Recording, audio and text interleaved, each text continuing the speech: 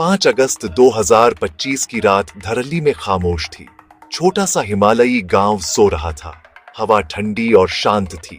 सितारे पहाड़ों पर पहरा दे रहे थे। खीर गंगा नदी धीरे धीरे बह रही थी। उसका गीत लोगों के लिए लोरी जैसा था। अपने गर्म घरों में परिवार सपने देख रहे थे।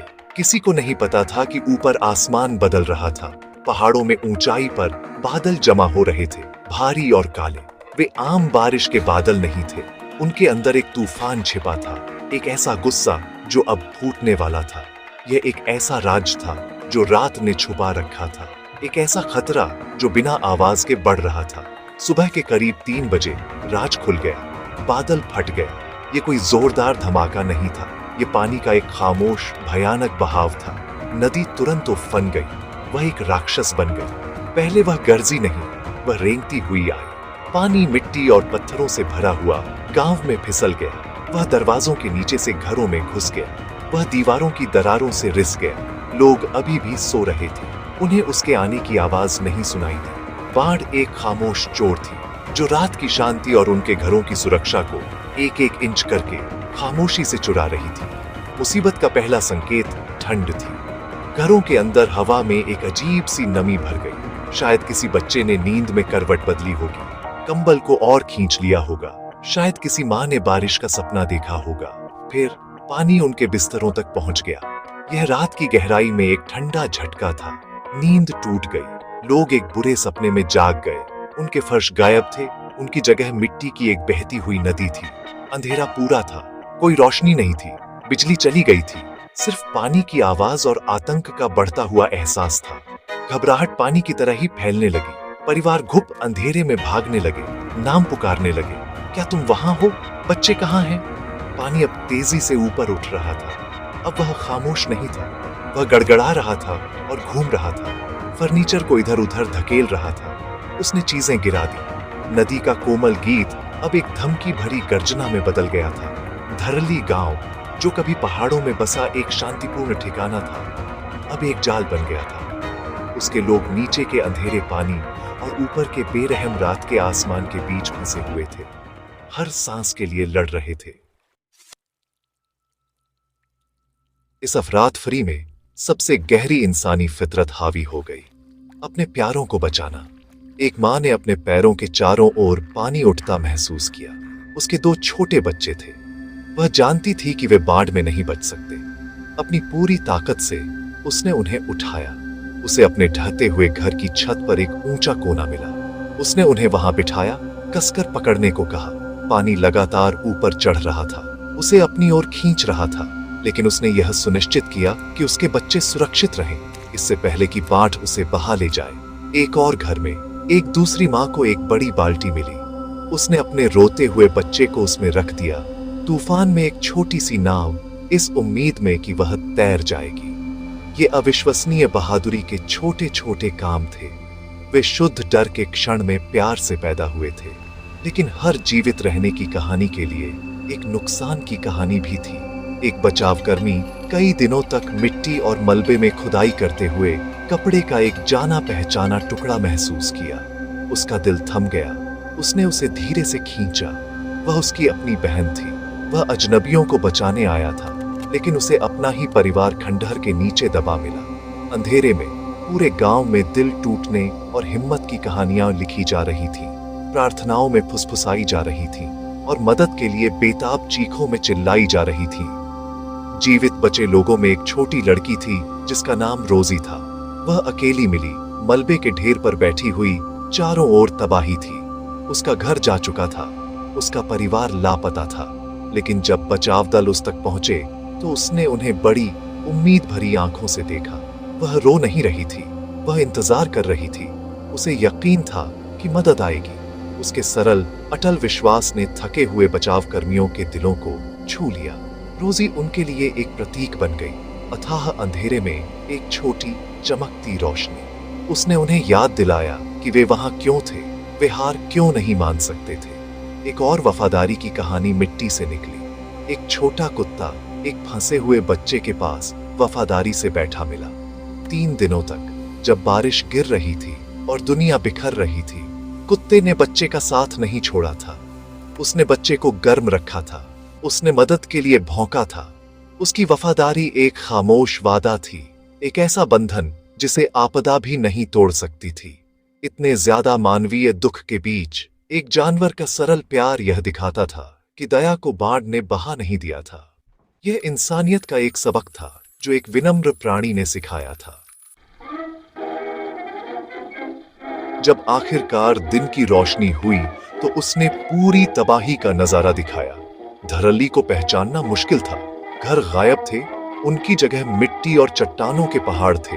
मुख्य बाजार मलबे की एक नदी बन गया था। प्राचीन कल्प केदार मंदिर दब गया था। उसकी स्वर्णिम छोटी ही दिख रही थी, जैसे आसमान तक पहुंचने वाली आखिरी प्रार्थना हो। गंगोत्री राजमार्ग, जो गांव की दुनिया से जीवन रेखा था, पूरी तरह से बह गया था। धरली कट गया था। तबाही के समुद्र में एक चोटिल द्वीप बन गया था। आपदा का पैमाना बहुत बड़ा था। ऐसा लगता था कि कोई भी जीवित नहीं बचा होगा, लेकिन उम्मीद आ गई। यह बहादुर पुरुषों और महिलाओं के रूप में आई। भारतीय सेना, एनडीआरएफ, एसडीआरएफ और आईटीबीपी की टीमों ने एक बड़े बचाव अभियान की शुरुआत की। काम खतरनाक और धीमा था। बारिश होती रही, जमीन अस्थिर थी, लेकिन वे रुके नहीं। वे उन्नत उपकरण लाए। उत्तराखंड में पहली बार उन्होंने कैडेवर डॉग्स का इस्तेमाल किया, जिन्हें विशेष रूप से मलबे के नीचे गहरे दबे लोगों को खोजने के लिए प्रशिक्षित किया गया था। ड्रोन मलबे के ऊपर उड़ते रहे।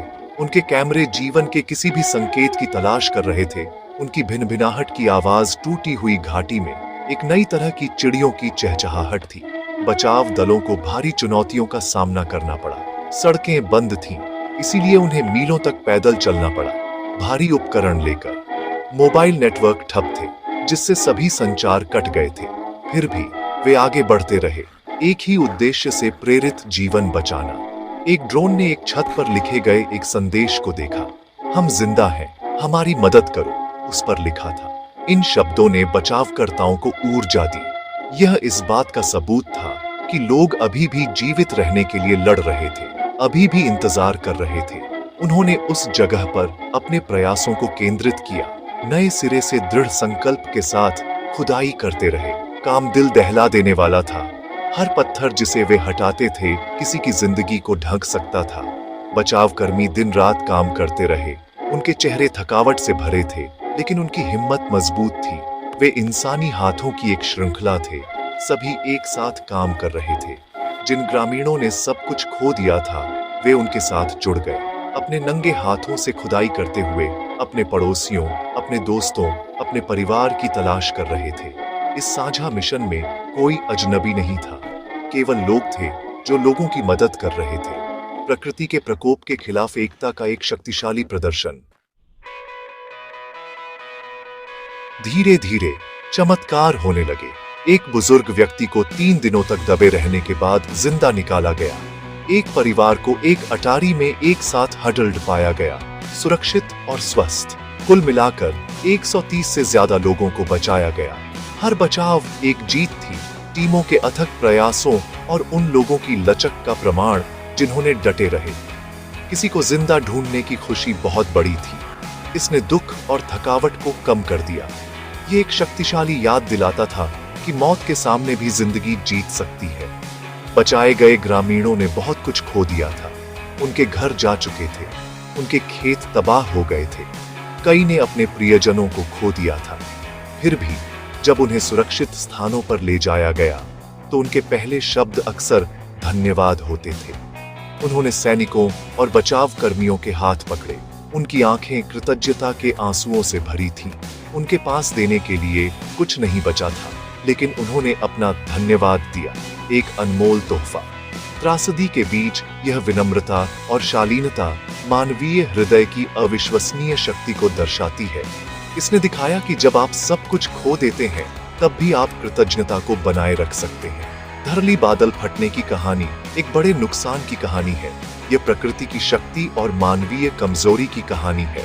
लेकिन यह सिर्फ आपदा की कहानी नहीं है, यह साहस की कहानी है। यह एक माँ के बलिदान, एक बच्चे की उम्मीद, एक कुत्ते की वफादारी और एक बचाव कर्मी के दृढ़ संकल्प की कहानी है।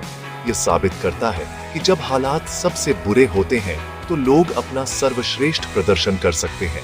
बाढ़ के पानी ने घरों और सड़कों को बहा दिया, लेकिन वे इंसानियत की भावना को नहीं बहा सके।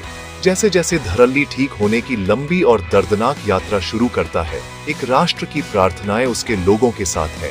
आपदा ने दिखाया कि हम सब जुड़े हुए हैं। एक छोटे दूर दराज के गांव की त्रासदी हर जगह दिलों को छूती है। यह हमें दयालु होने, बहादुर होने और एक साथ खड़े होने की याद दिलाती है। पानी कम हो गया है, लेकिन उस काली रात से इंसानियत की कहानियां हमेशा बहती रहेंगी। वे हमें सिखाती हैं कि उम्मीद सबसे मजबूत पनाह है और एकता ही फिर से बनाने का एकमात्र तरीका है।